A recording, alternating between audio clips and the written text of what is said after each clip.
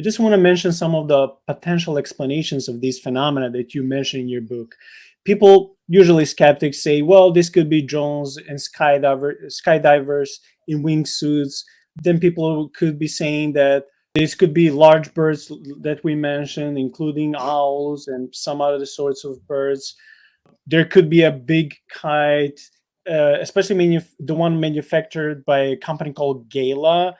I never heard about it, but they have this so-called fox bat model. So people were speculating, well, could that be that? I also appreciate how your wife was also intellectually honest, like you on one photo. She said, well, this is probably a butterfly. It's probably not Mothman. Different theories came up to say, well, this could be just like a drone and someone was pranking other people, putting a Halloween costume. And most of these theories, except with some birds, but most of other theories, once when you or your partners, once when you guys contacted experts like on wingsuits or like drones or like these skydivers and stuff, most of these were discarded by professionals who say, no, this is no way that, drone or a skydiver or someone who is dressed in a suit can fly and maneuver in certain ways. Like, that's not possible. So I just found all these, I found interesting most of these uh, skeptic reactions to be just, yeah, it's not natural, it's not scientific, except for maybe in some cases it could be a big bird. But most of them is just like, you know, I appreciate skepticism, but yeah, in most of the cases, those skeptical reactions turn out to be just that, just assumptions. And now we came to the last part, which has to do with you reacting to skeptics, and also where science keeps getting involved. I'll quote you. You said UFO sightings and flying humanoids have quite a history together. There's no proven causal link, at least not yet.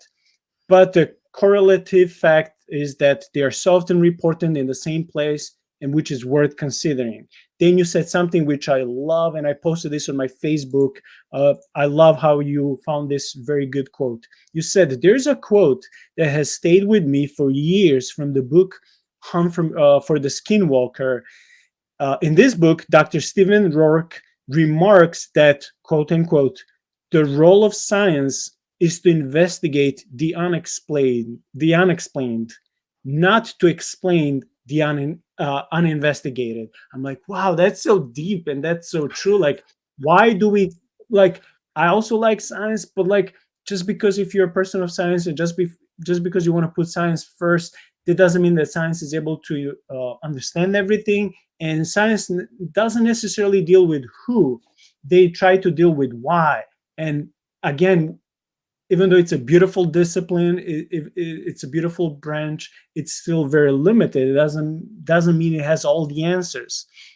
And then you said something very similar. You said, admittedly, that's a hard pill to swallow for scientific materialists, but my job as an investigator isn't to make mainstream scientist types feel better. My job is to follow the trail whenever it leads. Can you please just give us a comment on that? Because I love this so much. Well, sure. I really do believe that. I mean, I am something of a skeptic myself, but what people need to understand is being skeptical is not the same as being dismissive. Being skeptical means that you follow the evidence wherever it leads, and so you examine the situation, you examine the evidence present, and whatever the logical conclusion of that examination is the direction you should go, right? And so you can't worry about pleasing any sacred cows. You can't worry about, oh well, the prevailing paradigm of the day is this and says that this thing is impossible, so I guess I better just ignore all of this evidence, right? That's not intellectually honest.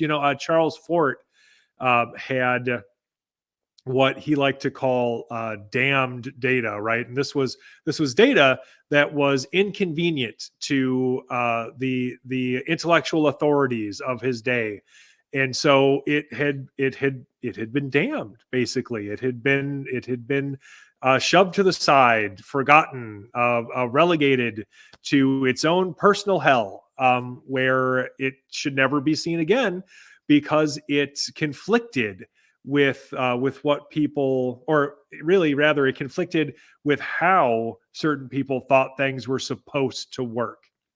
But we can't care about that. We can't care about how things are supposed to work, or what we want to be true.